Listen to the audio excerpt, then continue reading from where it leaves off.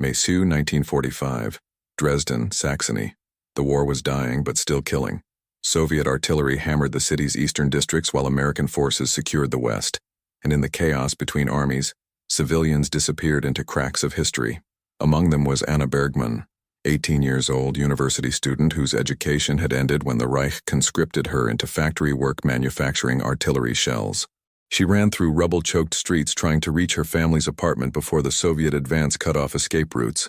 Behind her, the sound she had learned to fear most. Boots.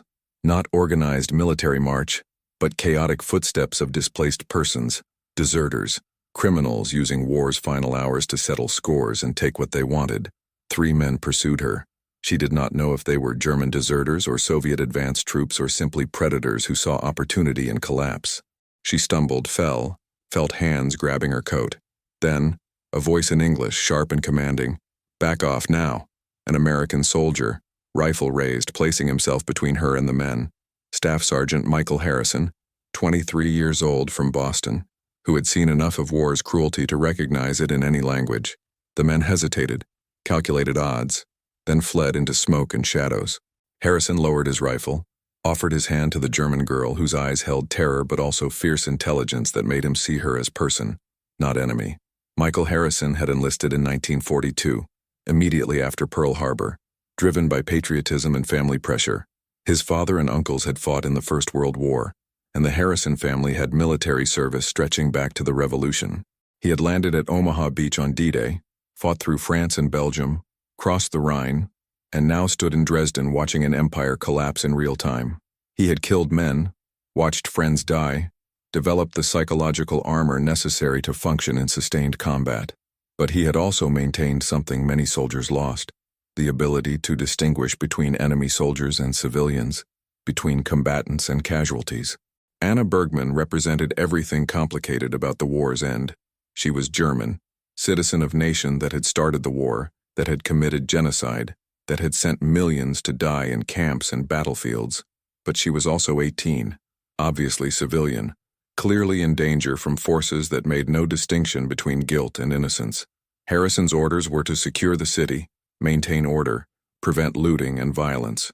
Protecting civilians, even German civilians, fell within those orders. But his motivation was deeper than following protocol.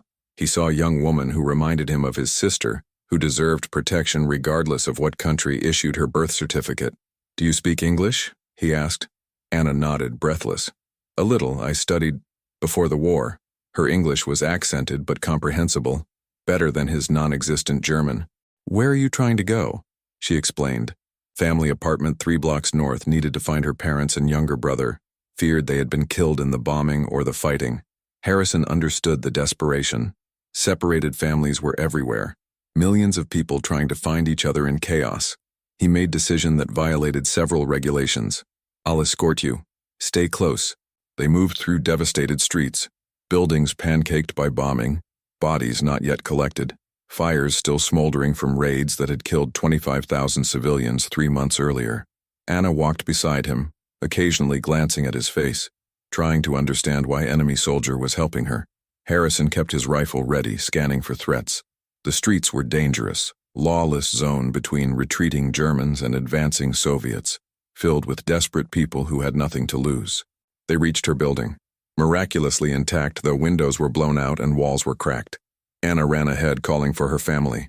Harrison waited outside, providing security, listening to her voice echo through damaged structure. Then, silence. Too long. He entered, found her in the apartment, kneeling beside 3 bodies. Her family, dead from artillery strike, probably hours earlier. Anna did not cry. She knelt beside her mother, father, and brother, ages 52, 55, and 14, and simply stared as if waiting for them to wake. Harrison had seen this reaction before, shock so profound it bypassed emotion and became simple incomprehension. He approached carefully, spoke softly. "I'm sorry. I'm so sorry." Inadequate words, but what else was there? She turned to him, face empty of expression. "They were here. They waited for me. And now..." She did not finish. Harrison understood. She had survived factory work, bombing raids, the war's final chaos. She had almost made it. Almost. But war did not care about almost. War killed randomly, capriciously, without regard for narrative justice. Do you have other family? Someone who can take you in? Anna shook her head. No one. Everyone is dead or disappeared. I am alone. The practical problem was immediate. Young woman, alone, in city without functional government or social services, surrounded by military forces from multiple nations, with no resources and no protection. The dangers were obvious. Starvation, disease, violence, exploitation. Without intervention, her survival chances were minimal. Harrison faced decision with no good options. Military regulations prohibited fraternizing with German civilians. He was supposed to report displaced persons to civilian affairs officers who would process them through refugee system. But that system was overwhelmed, chaotic, dangerous especially for young women. Refugee camps were overcrowded, undersupplied, and plagued by sexual violence. Sending Anna into that system felt like abandoning her to fate he could easily imagine and could not accept. Listen, he said, making another decision that violated regulations. My unit is establishing headquarters 2 kilometers west. We need interpreters, people who know the city, who can help with civilian coordination. You speak English. You need safety. Come with me. I'll get you registered as civilian employee. It's not permanent solution, but it's better than staying here alone. Anna looked at him with something between gratitude and suspicion. Why are you helping me? I am German. Your enemy. Harrison had asked himself the same question. The war is ending. Enemies are just people on the other side of imaginary lines. You're 18 years old. You didn't start this war. You don't deserve to die because of it. She stood, took one last look at her family, then followed him into the street. She left behind her name, Anna Bergman, who had family and identity. She became what war made millions become: displaced person, survivor, someone rebuilding from nothing. Harrison brought Anna to his unit's headquarters, a requisitioned hotel that had somehow survived the bombing with most of its structure intact. He explained the situation to his commanding officer, Captain William Brennan, a pragmatic officer from Chicago who cared more about functionality than regulations. She speaks English, knows the city, has nowhere else to go. We need interpreters. I'm vouching for her. Brennan looked at Anna. Young, intelligent, obviously traumatized, but holding herself together through sheer will. Can you translate German to English? She nodded. I can also type, take shorthand, organize files. I was studying business administration before. She did not finish. Before the war consumed everything. Brennan approved. Fine.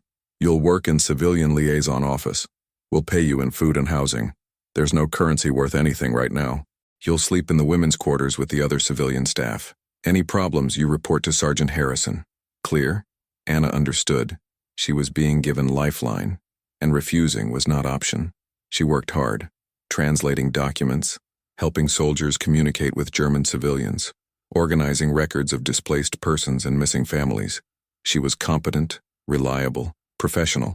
She kept emotional distance from everyone except Harrison, who checked on her daily, brought her extra rations when he could, talked to her during breaks. Their conversations were initially practical, work-related questions, logistical issues, but gradually they became more personal. Harrison learned about her life before the war. Middle-class family in Dresden. Father was accountant, mother was teacher. She had wanted to study languages and literature. War had interrupted everything, first with restrictions on higher education for women, then with mandatory factory work, then with total mobilization as Germany grew desperate. She had assembled artillery shells for 12 hours daily, knowing those shells would kill Americans and Russians but having no choice. Refusing meant prison or execution. Do you hate us? She asked one evening. For bombing Dresden? For killing civilians? Harrison thought carefully before answering. I hate what war made necessary. I don't hate you, you didn't choose this. Anna appreciated his honesty. I don't hate you either. I thought I would. We were taught that Americans were barbarians, that you would rape and murder us, but you saved me. Twice. First from those men, then from refugee system. Why? Harrison struggled to articulate it. Because I believe people are more than the governments that rule them. Because you deserved better than what you got. Because walking away felt wrong. Over weeks something shifted between them. Not romance initially. Both understood the power imbalance, the complications, the regulations against fraternization. But genuine friendship developed. built on mutual respect and recognition of shared humanity across enemy lines. Harrison told her about Boston, about his family, Irish Catholic, working class. His father was longshoreman. His mother cleaned houses. They had sacrificed to give him education. He had completed 2 years of college before enlisting, had planned to become teacher. War had interrupted his plans too. Anna found herself laughing for the first time in years during their conversations. Harrison had dry sense of humor, self-deprecating and intelligent. He made her feel human again, reminded her that life contained more than survival and grief. She caught herself looking forward to seeing him, disappointed when his duties kept him away. She recognized what was happening: attachment, affection, possibly love, and tried to suppress it. Nothing good could come from German girl falling for American soldier. The war had not yet officially ended. Fraternization was forbidden, and even if none of that mattered, what future could they have? He would return to America eventually. She had nothing. No family, no resources, no way to leave Germany. But Harrison was developing same feelings. He tried to maintain professional distance, reminded himself daily of all the reasons this was inappropriate. But Anna was unlike anyone he had met. Intelligent, resilient, honest about her flaws and her country's crimes. She did not make excuses or claim innocence. She acknowledged that Germany had committed atrocities, that her people bore collective responsibility, but she also insisted on her individual humanity, her right to exist beyond her nation's guilt. One evening in June, after Germany's formal surrender, they sat on the hotel's damaged balcony watching sunset over ruined city.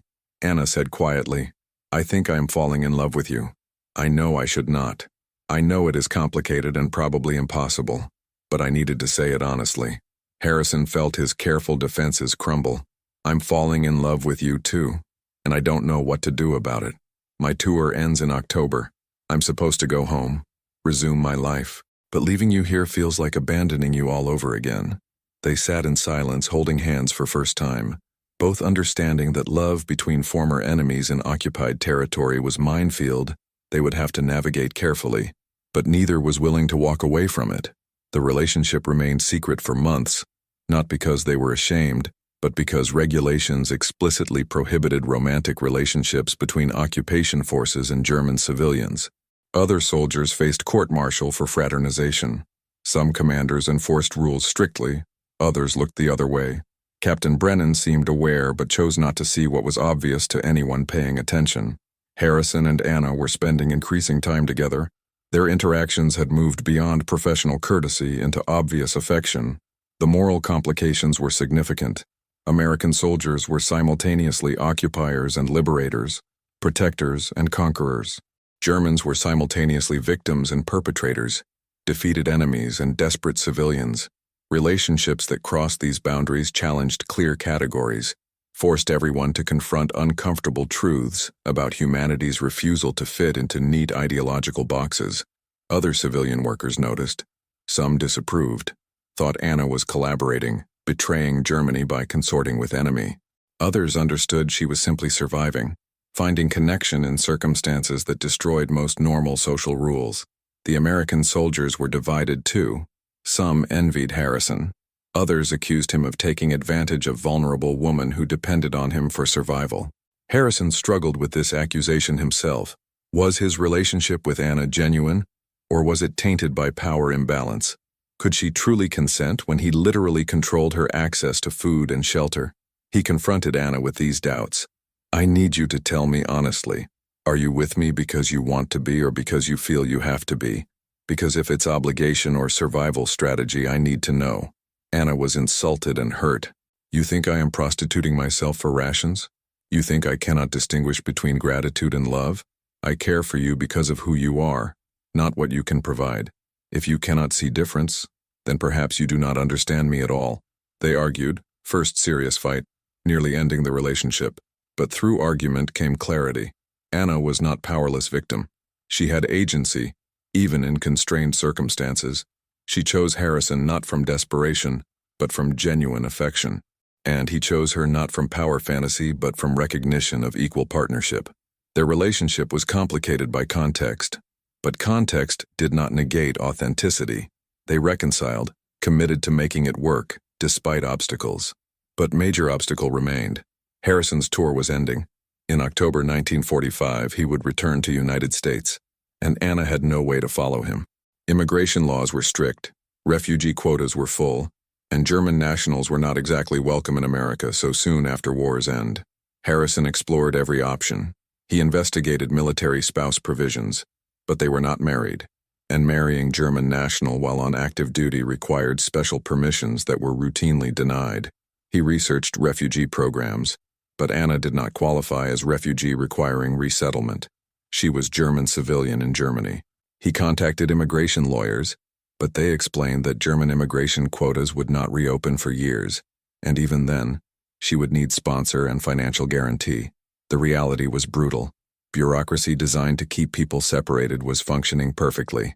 The same nations that had mobilized millions of soldiers across oceans in years would not, facilitate reuniting two people who loved each other across those same distances. It was not accident. It was policy designed to prevent exactly what Harrison and Anna represented, humanizing connections that complicated clear division between victor and vanquished. In September, 1 month before his departure, Harrison made decision: marry me. I know it does not solve the immigration problem immediately, but it establishes legal basis. As my wife, you will have different status. It might take years, but eventually I can bring you to America. Will you wait?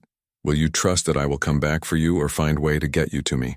Anna said yes immediately, not because it guaranteed anything, but because refusing felt like surrendering to forces that wanted to keep them apart. They married in small civil ceremony on September 28, 1945, Michael Harrison and Anna Bergman, now Anna Harrison, in the presence of Captain Brennan and 2 other witnesses. It was legal but felt incomplete. Marriage conducted in ruins between people whose future was entirely uncertain. Harrison left Germany on October 15, 1945. The goodbye was devastating. Both knew separation might last years, might become permanent if bureaucracy and circumstance defeated their intentions. They promised to write daily, to never stop trying, to believe their connection was strong enough to survive distance and time. Harrison gave Anna his grandmother's ring, only valuable thing he owned, and promised, I will bring you home. I don't know how or when, but I will find a way. You are my wife. You belong with me. Anna wore the ring on chain around her neck. Wearing it openly invited questions and judgment she could not afford.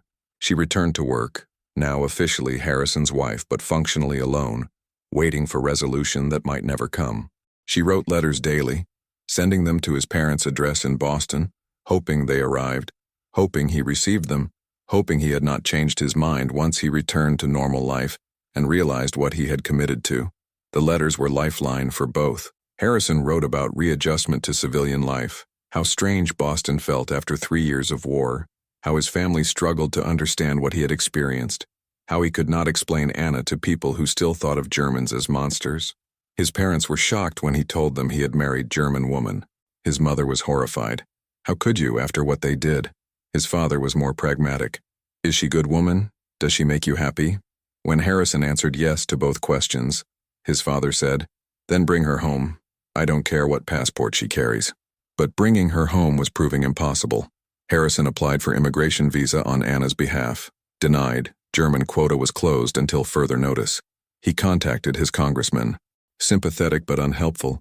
Constituent services could not override State Department policy. He joined Veterans Advocacy Group, pushing for liberalized immigration for foreign spouses of American service members. They had some success with British and French spouses, but German spouses were political third rail. Too soon, too controversial. Too many Americans who had lost sons and would never accept welcoming German nationals. Anna's letters described survival in occupied Germany. She had kept her job with American military government, but conditions were harsh. Food shortages, housing crisis, inflation that made currency worthless. She described absurd economy, where cigarettes were more valuable than money, where Germans bartered possessions for bread, where black market was only functioning economic system. She was luckier than most. Military employment provided rations and shelter, but she lived in limbo, legally married but functionally single, waiting for reunion that seemed increasingly unlikely. The psychological toll mounted. Anna wrote in December 1946, I am beginning to forget your face. I look at photograph every day, but it is becoming image rather than memory. I fear that when I finally see you again, you will be stranger, that we will have changed too much, that what we had was only real in context of war and cannot survive in peacetime. Harrison wrote back immediately, I have the same fears, but fear is not reason to surrender. We survived war. We can survive peace. But surviving peace was proving harder than either anticipated. Years passed. Harrison attended college on GI Bill, completed degree, became teacher. Anna continued working for military government, which transitioned to civilian German administration as occupation ended and West Germany became independent.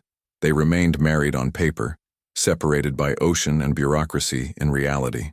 In 1949, something shifted. The Berlin airlift demonstrated Western commitment to defending West Germany against Soviet expansion. Suddenly, Germans transitioned from defeated enemy to strategic ally. American policy began changing. Cold War logic superseded World War II grudges. Immigration quotas for German nationals slowly reopened, prioritizing spouses of American citizens. Harrison reapplied for Anna's immigration visa in January 1950, this time, approved. 4 years, 3 months after their wedding, Anna Harrison received authorization to emigrate to United States. The news came via telegram, impersonal bureaucratic notification of miracle. She read it 3 times before believing it, then collapsed crying from relief and terror. She was getting what she wanted, but it meant leaving everything familiar, moving to country where she would be perpetual outsider, betting entire future on relationship that had been sustained mostly through letters. She wrote to Harrison, I am approved, I can come, but I am afraid. What if we do not recognize each other? What if 4 years has changed us too much? What if I cannot adapt to America? What if your family hates me? Harrison responded, then we will figure it out together. We have already survived the hard part, staying committed through separation. Living together will be easier. Come home. She arrived in Boston on March 15, 1950. Harrison waited at the port, scanning passengers disembarking from ship, looking for 22-year-old woman he had married when she was 18. He almost did not recognize her. She had aged, looked harder, more severe. War and poverty had taken physical toll, but when their eyes met, recognition was immediate. Not physical recognition, but something deeper, soul recognition. They approached each other hesitantly like strangers, then embraced like old lovers. Both were crying. You came, Anna whispered in English that was now fluent from years of practice. I always come, Harrison responded. I promised. They stood on the dock, holding each other, while other passengers streamed past. Refugees, immigrants, people seeking new lives in new world. Anna was one of millions, but she felt singular, chosen, saved. Harrison's family had agreed to meet her at their home, giving the couple privacy for reunion. They took taxi through Boston, city Anna had imagined from letters but never seen. It was overwhelming, prosperous, undamaged, bustling with life that felt impossible after years in ruined Germany.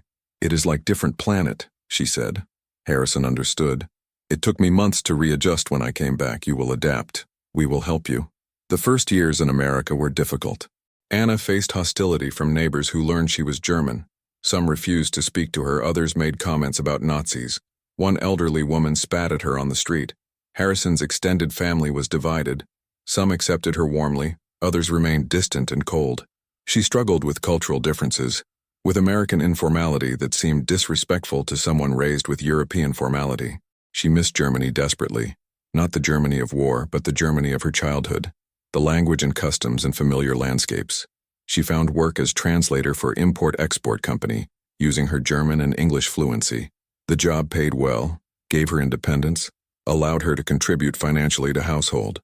Harrison taught high school history, work he found meaningful. They rented small apartment in working-class neighborhood, saved money carefully, built modest but stable life. But the marriage struggled under pressure of delayed intimacy. They had spent 4 years writing letters, building idealized versions of each other in their minds. Reality was more complicated. Harrison had habits that irritated Anna. He was messy, procrastinated, avoided conflict. Anna had habits that frustrated Harrison. She was rigid, overly structured, emotionally reserved. They argued about money, about housework, about how to spend holidays. Normal marital conflicts, but amplified by cultural differences and unprocessed trauma. In 1952, Anna became pregnant. Neither had planned it. They were barely keeping their own relationship functional. But the pregnancy changed something. Suddenly, they were not just two individuals trying to merge lives, but parents responsible for new life. The stakes felt higher, the need to make it work more urgent. Their daughter Elizabeth was born in January 1953. Anna struggled with postpartum depression, with isolation of new motherhood, with fear that she was inadequate parent because her own parents were dead and she had no model to follow. Harrison tried to help but was often overwhelmed himself. Teaching full-time while supporting family on single income was exhausting. They survived those early years more than they thrived, held together by stubbornness and commitment, more than by happiness. But gradually, things improved. Elizabeth grew into a bright, curious child who spoke both English and German, who represented possibility of reconciliation between former enemies. Anna made friends with other immigrant women, Polish, Italian, Irish, who understood displacement and cultural adjustment. Harrison's family softened as they saw Anna as devoted mother rather than abstract enemy national. By 1955, 10 years after the war ended, they had built life that felt sustainable, if not perfect. The turning point came in 1960. Harrison was offered position teaching at community college. Better pay, more respect, closer to his academic interests. They bought small house in suburbs, modest but theirs, first property either had owned. Anna started teaching German at evening classes for adults. Their daughter was thriving in school. They had achieved American dream that seemed impossible 15 years earlier when they married in Dresden's ruins. But Anna still carried weight of the past. She had never returned to Germany, never visited her family's graves, never said proper goodbye to life she had left behind. In 1962, with money saved and Elizabeth old enough to stay with Harrison's parents, Anna returned to Dresden for the first time in 17 years. The city had been rebuilt under communist control, gray, functional, ideologically rigid. The apartment where her family died had been demolished, replaced by Soviet-style housing block. The university she had attended no longer existed in form she remembered. She visited the cemetery, found her family's graves, said prayers she should have said decades earlier. She wept, not just for them, but for everything she had lost. Language that came naturally, culture that made sense instinctively, identity that was uncomplicated. She had become American, but it required sacrifice of German self. She existed between worlds, fully belonging to neither. When she returned to Boston, she was different. Lighter somehow, as if laying ghosts to rest had freed her from weight she had been carrying. She told Harrison, "I needed to see that Germany does not need me anymore, that I am not betraying anyone by being happy in America, that choosing you was not abandoning them." Harrison understood. You are allowed to have life. Your parents would want that for you. They renewed their wedding vows in 1965, 20th anniversary of their original marriage. This time, ceremony was not secret or hurried. They married in Catholic church in front of friends and family, with Elizabeth as maid of honor. It was affirmation that what began in chaos had become solid, that what seemed impossible had become real. Anna spoke at the reception. 20 years ago, Michael saved my life, not just from immediate danger, but from future of isolation and despair. He gave me family, home, identity. I was Anna Bergman, who lost everything. I became Anna Harrison, who built something new.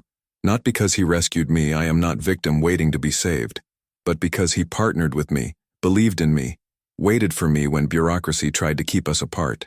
The decades that followed were marked by normalcy that itself felt miraculous to people who had survived war's chaos. Harrison became department chair at the community college, published articles about teaching history, became respected educator. Anna expanded her language teaching, eventually authored textbook on German language instruction that became widely used. Elizabeth attended university, became social worker, married, had children of her own. In 1985, Harrison retired. They were 63 and 61, still healthy, financially secure. They decided to travel, visiting Germany together for first time. Harrison had not been back since 1945, 40 years earlier.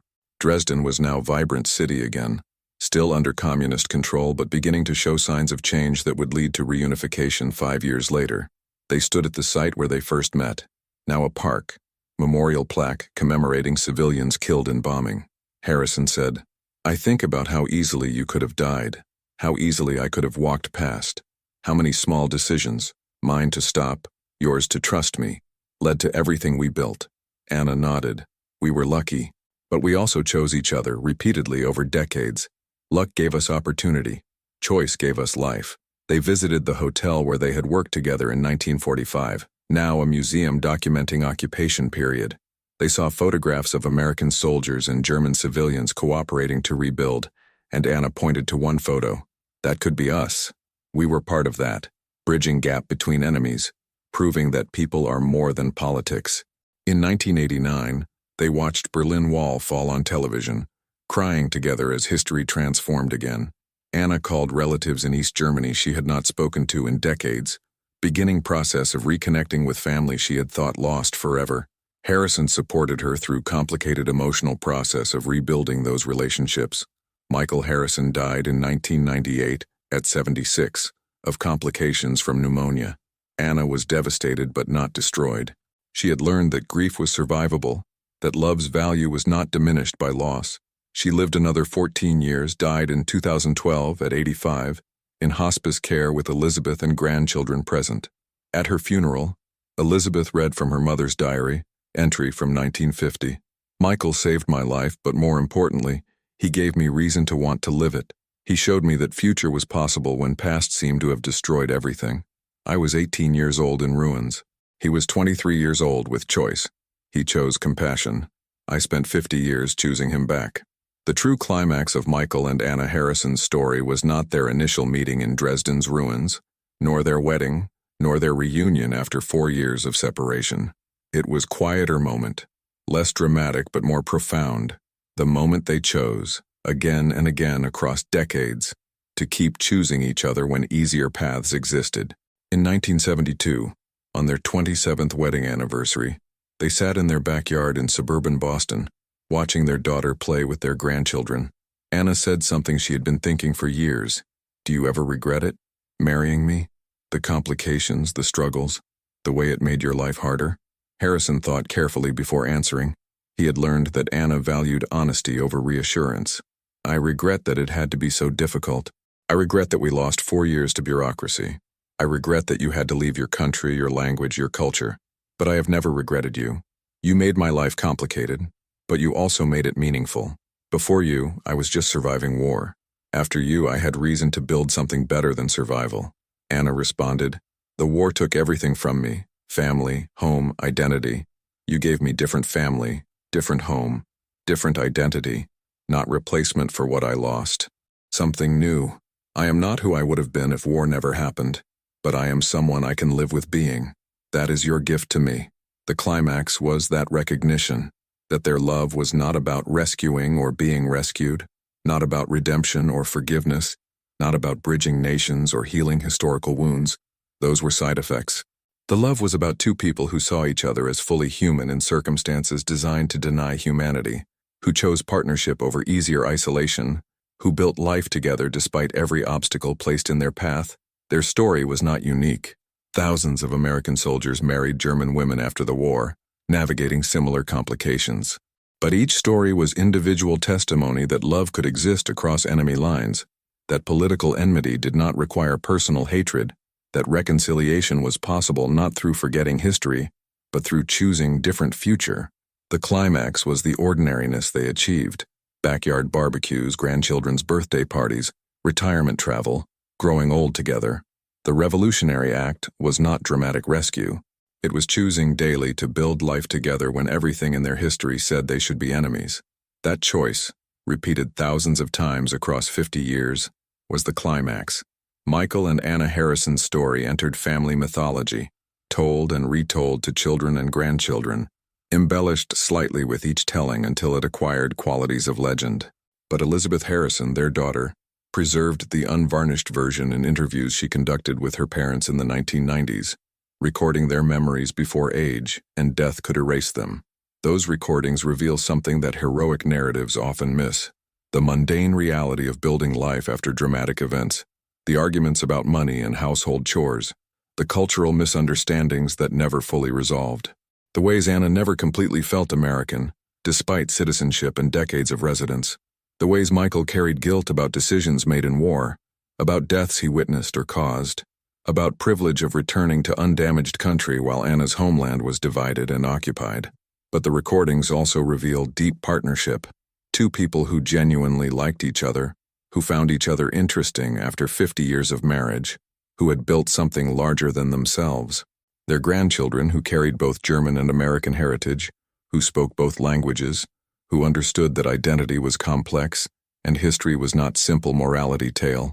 That was their legacy, not dramatic rescue, but generations of people who understood that former enemies could become family. When Anna died in 2012, obituary in Boston Globe mentioned her work as language teacher, her publications, her family. It noted briefly that she was German war orphan who married American soldier. It did not capture the full story, how impossible their relationship had seemed, how much bureaucracy they had fought, how many obstacles they had overcome. Those details were lost to public memory, preserved only in family stories and recorded interviews. But perhaps that was appropriate, because their story was not really about overcoming obstacles. It was about refusing to accept that obstacles were insurmountable. It was about looking at person you were supposed to hate and seeing individual worthy of love. It was about believing that future could be different from past, if you were willing to work for it. In Dresden today, there is no memorial to Michael Harrison saving Anna Bergman. In Boston, there is no plaque commemorating their marriage. They were ordinary people who did ordinary thing, fell in love, got married, raised family. The extraordinary part was that they did it across divide that was supposed to be unbridgeable, that they chose love when hate would have been easier, that they built life together when separation was expected. War changes men, nations, and truths. An American soldier saved a German woman in 1945. 4 years later, she saved him back by crossing ocean to build life together.